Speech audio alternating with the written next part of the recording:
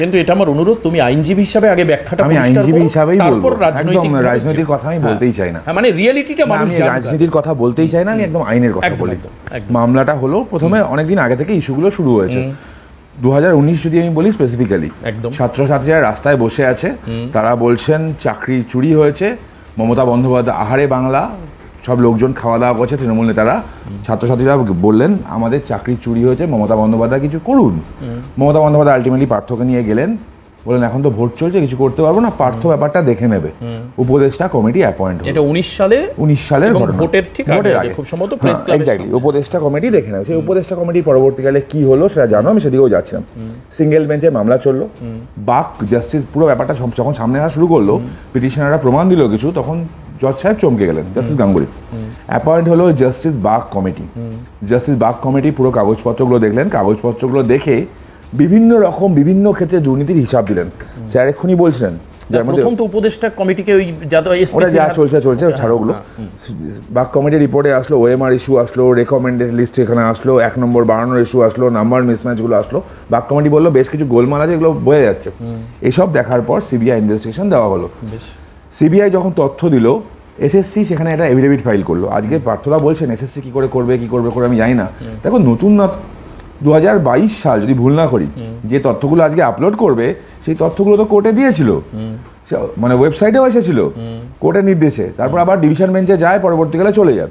সেখানে জাস্টিস গাঙ্গুলি প্রথমে বলেছেন যে 8000 দেখা যাচ্ছে টেন্টেড, মানে 9, 10, 11, 12 এবং গ্রুপ সি গ্রুপ ডি নিয়ে প্রায় 8000, এগুলোকে বাদ দাও। তখন সেই অর্ডারটাকে চ্যালেঞ্জ করে ডিভিশন বেঞ্চ না, চ্যালেঞ্জ করে ডাইরেক্ট কল্যাণ বন্দ্যোপাধ্যায়ের পরামর্শে পর্ষদ চলে গেল, মানে এসএসসি কমিশন চলে গেল সুপ্রিম কোর্টে। Division bench direct supreme court গিয়ে বললো আমাদেরকে না শুনে চাকরি বাতিল করে দেওয়া হচ্ছে। সুপ্রিম কোর্ট চললো বেশ কিছু নাম্বারটা, বললো ঠিক আছে ডিভিশন বেঞ্চে ফেরত যাও। ডিভিশন বেঞ্চে ফেরত আসার মামলা, ডিভিশন বেঞ্চে রেগুলার হিয়ারিং হলো, যাতে কেউ না বলতে পারে আমাকে শোনা হয়নি। রাজ্যের আজকের দিনে দাঁড়িয়ে একটা শিক্ষক বলতে পারবে না যারা এই চাকরি করে 26,000-এর মধ্যে যে তারা নোটিশ পায়নি। জাস্টিস মানে বসাকে ডিভিশন বেঞ্চ এনশোর করেছিলেন যে প্রত্যেকে নোটিশ পায়।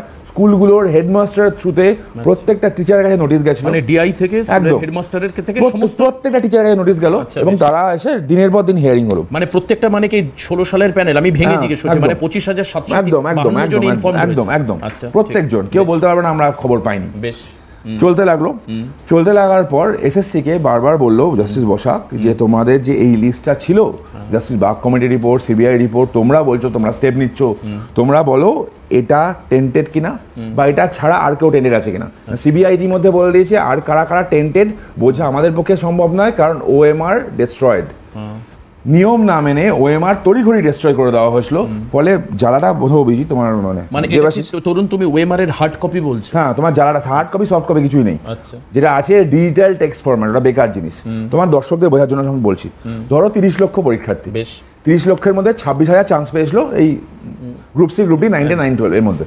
এই 26,000-এর মধ্যে কে জেনুইন কার না সেগুলো পেয়ে গেলে, বাদবাকি যারা থাকলো, বাদবাকি 30 লক্ষ যারা থাকলো, তুমি কেউ গ্যারান্টি দিয়ে বুকে হাত রেখে বলতে পারবে যে তাদের মধ্যে এমন কেউ নেই যারা যোগ্য ছিল না বা যাদের ওএমআর এর নাম্বারটা বেশি ছিল না? কেউ বলতে পারবে? পারবে না।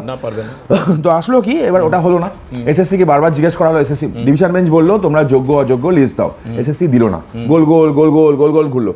5 থেকে 6 বার চান্স দেওয়া হয়েছে এসএসসি কে এফিডেভিট করে বলার কারা যোগ্য কারা অযোগ্য, এসএসসি পরিষ্কার বলেছে পারবো না। সুপ্রিম কোর্টে গেল মামলা, সুপ্রিম কোর্টে যখন হিয়ারিং চলছে, সুপ্রিম কোর্ট বারবার জিজ্ঞেস করেছে আপনারা বলুন কারা যোগ্য কারা অযোগ্য, আপনারা রিক্রুটিং অথরিটি, অনলি আপনারাই বলতে পারেন। তারাও বললো না।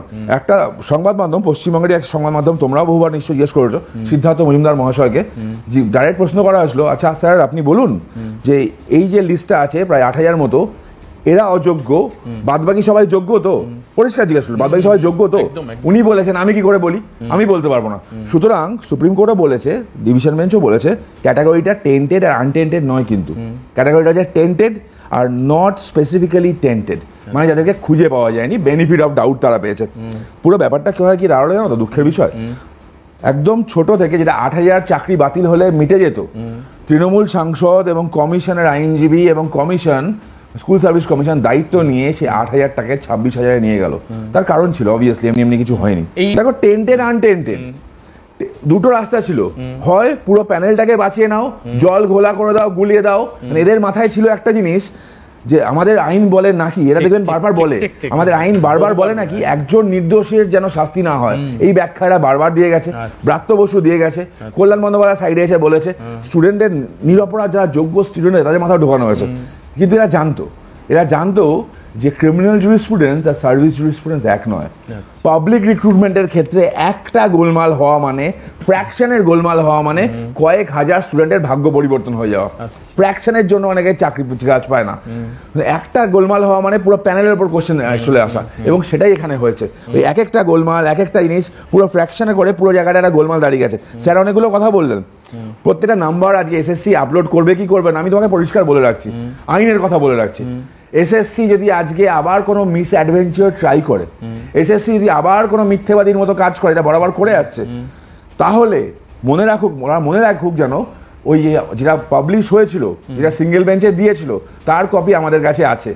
কোন নেতার ভাইজি আছে, মুখ্যমন্ত্রীর মামাতো ভাইয়ের মেয়ে আছে, কোন বুথ সভাপতি আছে, আমরা সব জানি। যদি একটা নাম বাদ যায়, একটা নাম গোলমাল হয়, সুপ্রিম কোর্টে বিষয়টা আমরা তুলবো। আগের দিন থাপ্পড় খেয়েছে না, আগের দিন কল্যাণ বন্দ্যোপাধ্যায়কে সুপ্রিম কোর্ট বলেছে না, আপনি এক্ষুনি একটা কথা বলছেন, আরেকটা কথা বলছেন, কি ধরনের আইন? 30 লক্ষ ওএমআর পাওয়া যায়নি, দ্যাট ইজ ফ্যাক্ট। যে ডকুমেন্টটা পাওয়া গেছিল এটা এডিটেবল টেক্সট ফরম্যাট, মানে তোমাদের দর্শকদের সুবিধার খাতে বলছি, এই কাগজে কিছু লেখা আছে, তার মিরর কপি মানে তার স্ক্যান্ড ইমেজ হওয়া উচিত। স্ক্যান্ড ইমেজ না হয়ে কি করেছে, কাগজের মধ্যে লিখেছে দেবাশিস 12 পেয়েছে, তরুণ 11 পেয়েছে, স্যার মানে 24 পেয়েছে, পার্থদা 25 পেয়েছে, এডিটেবল টেক্সট ফরম্যাট লিখে রেখেছে। ওইটা তো কাগজ হতে পারে না, এক্স্যাক্টলি নেই।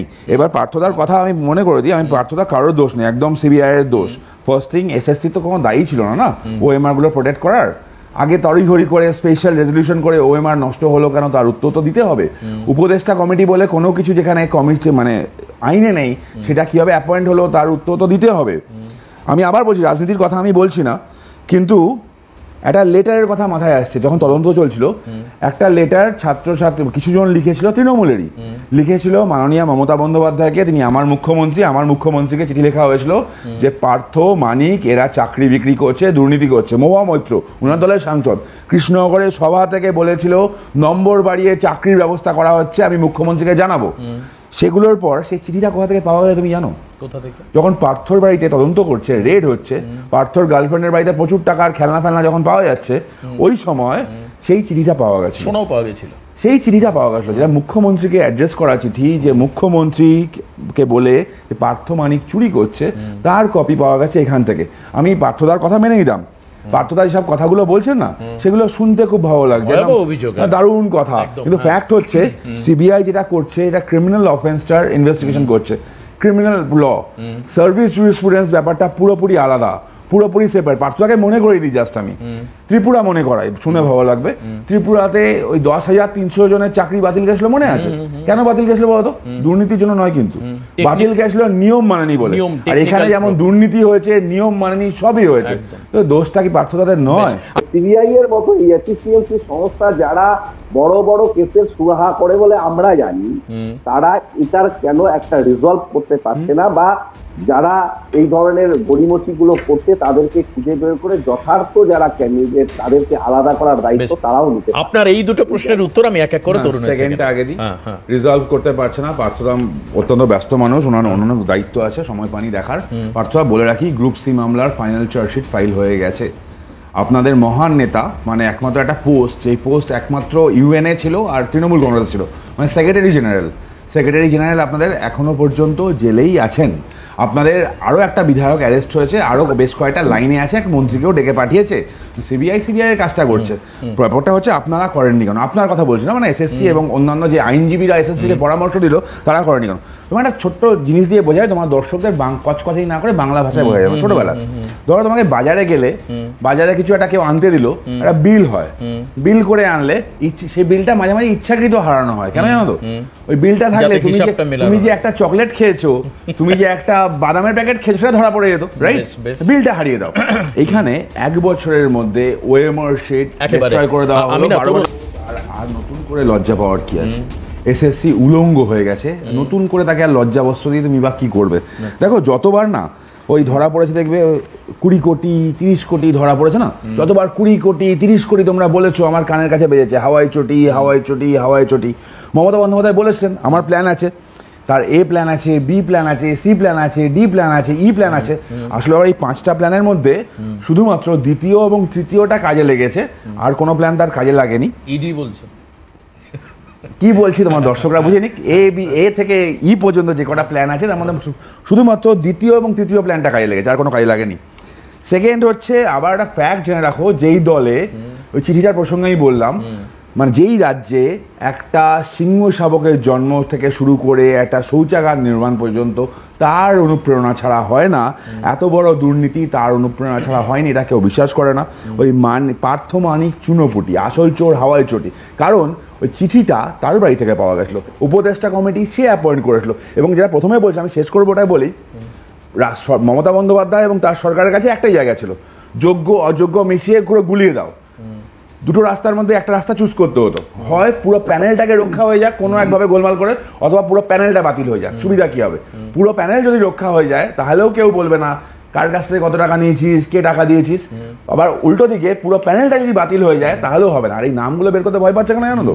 সুপ্রিম কোর্টের রায় তোমরা বললে, একটা পোর্শন তোমরা মিস করলে, এই নামগুলো যাদের আছে স্পেসিফিক্যালি টেন্টেড তাদের টাকা ফেরত দিতে হবে। যা বুঝতে পারছি তৃণমূল কংগ্রেস হাইকোর্টকে ভয় পায় না, সুপ্রিম কোর্টকে ভয় পায় না, তারা কনজিউমার ফোরামকে প্রচন্ড ভয় পায়। ধরো তুমি কোনো মাল কিনলে, মাল কিনে মালটা চললো না, তাড়াতাড়ি নষ্ট হয়ে গেল, তোমার নামে কনজিউমার ফোরামের কেস হতে পারে। তাই তৃণমূল কংগ্রেস মনে করছে যে টাকা দিয়ে চাকরিটা কিনেছিল তারা কনজিউমার ফোরামে যেতে পারে। এদের যারা ভাবো টাকা দিয়ে চাকরি কিনলো, চাকরি গেল, নাম পাবলিশ হয়ে সামাজিক সম্মান যাবে, এবার আবার টাকাও ফেরত দিতে হবে, এরা তো তৃণমূল কংগ্রেসকে ছাড়বে না।